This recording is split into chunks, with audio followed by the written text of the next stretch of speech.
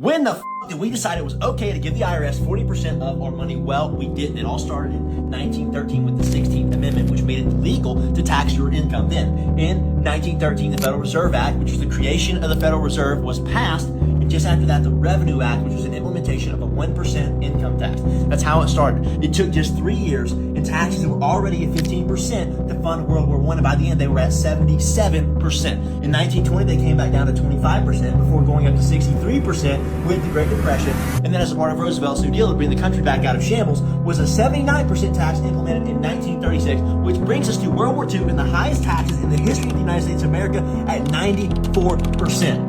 It stayed pretty high all throughout the 50s and 60s at 91%. But then in 1964, Lyndon B. Johnson brought it back down to 70%. But this is just a distraction because he flipped Executive Order 1110, which was JFK's fatal attempt to rip the future of the United States of America out of the hands of the greedy, privately owned Rothschild Federal Reserve banking system. JFK signed this order on June 4th, 1963, and he was shot and killed just 5 months later.